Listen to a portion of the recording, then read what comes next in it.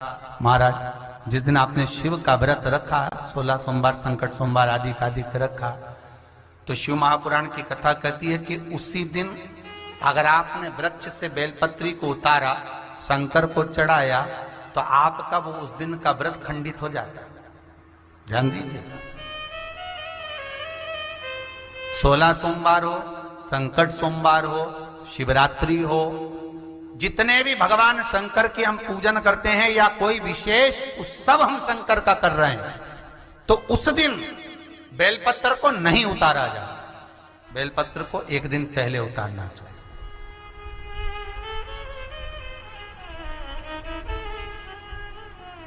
धोकर, साफ कर कर, निर्मल वस्त्र में उसको संजो कर रख देना चाहिए।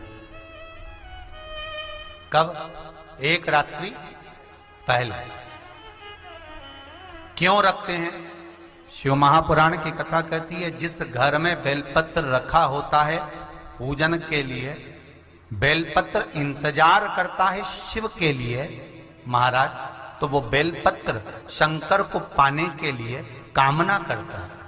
और जो जीव उद्यापन कर रहा है, संकट सोमवार, 16 सोमवार, पशुपति व्रत कर रहा है या शिव की आराधना कर रहा है, बेलपत्र शंकर को अति प्रिय है, तो ये बेलपत्र रात भर, क्योंकि शास्त्र कहता है, शिव महापुराण, स्कंद पुराण, लिंग पुराण, नर्मदा पुराण, पद्म पुराण, अग्नि पुराण, सारी पुराणों में एक चीज लिखी होती है कि आप भगवान का कोई भी उद्यापन करें, कोई भी व्रत करें, तो उससे पहले भगवान का कीर्तन करें। लिखा है कि नहीं लिखा? पढ़कर देखना, हर पुराण में मिल जाएगा कि रात्रि को कीर्तन करें, रात्रि को सत्संग करें, भजन करें। अब आप में से कितने लोग हैं जो रात भर कीर्तन करते हैं?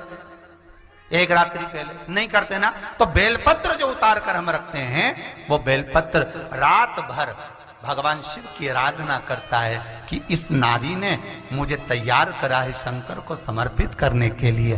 बाबा ओघड़दानी से कल मैं मिलूंगी और इसकी जो मनोकामना है ना, मैं शिव पर चढ़ते से पूरी करवा दूंगी। इसलिए बेलपत्र एक रात्रि पहले उतारा जाता है।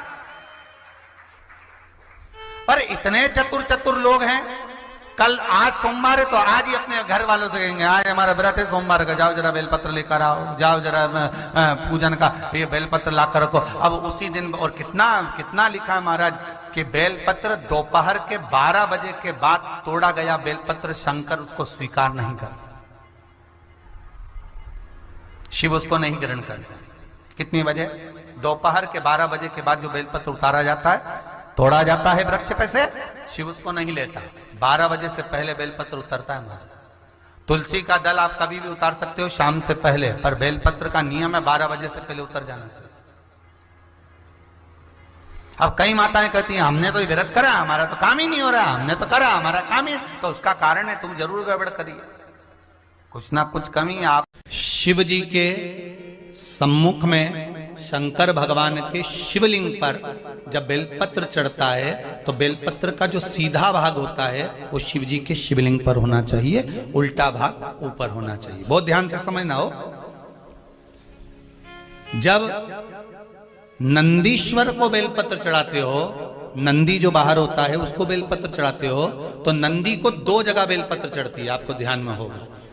पहली बेलपत्र नंदी को जब चढ़ती है तो नंदी के सामने चढ़ती है, तो उसका बेलपत्री का जो डंडी का मुख है वो नंदी की ओर होता है, और बेलपत्री की पत्ती का मुख शंकर जी की ओर होता है। समझ में आ रहा है सबको? डंडी का मुख, जैसे नंदी ऐसे बैठा है तो डंडी का मुख नंदी की ओर होगा, पत्ती का मुख शिव के, और ये सीधी की सीधी नंदी के सामने नीचे रखा जाती है, नंदी के सम्मुख। और एक बेलपत्र जब नंदी के ऊपर चढ़ती है तो डंडी का मुख शिव जी के ऊपर होता है, और इस पत्ती का मुख नंदी के सिर पर नंदी की ओर होता है। ये दोनों में बहुत अंतर है महाराज।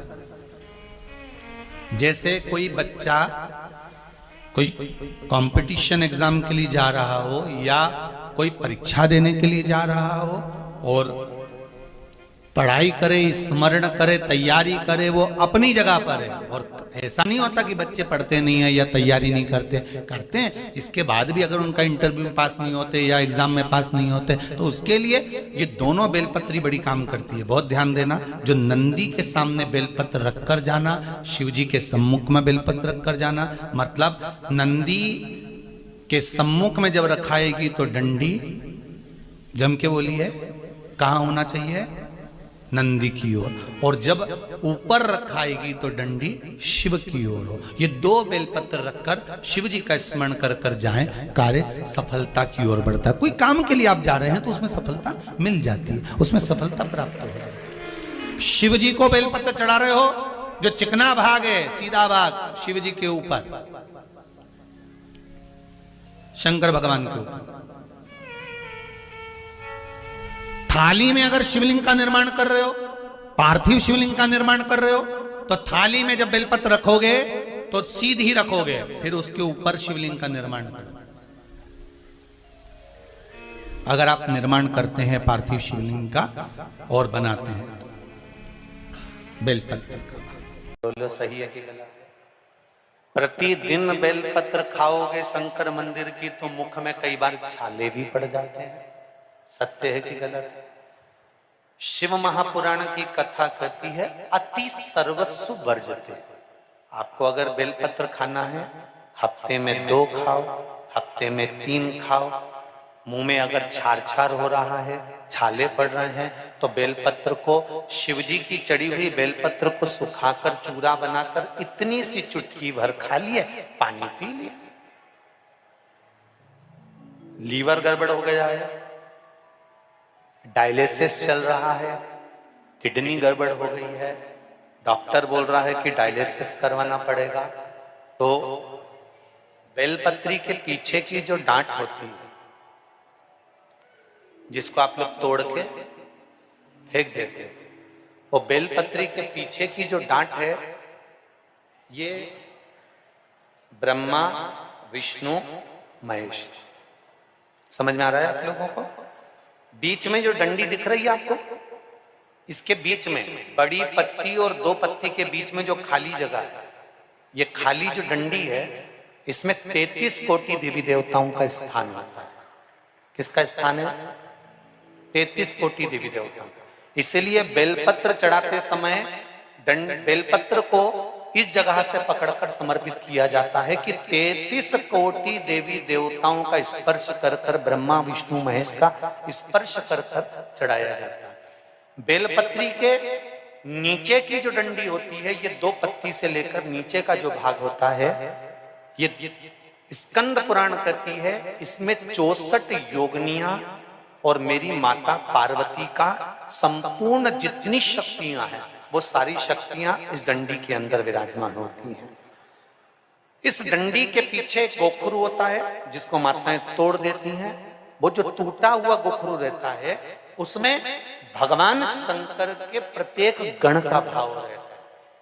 इनका काम क्या रहता है?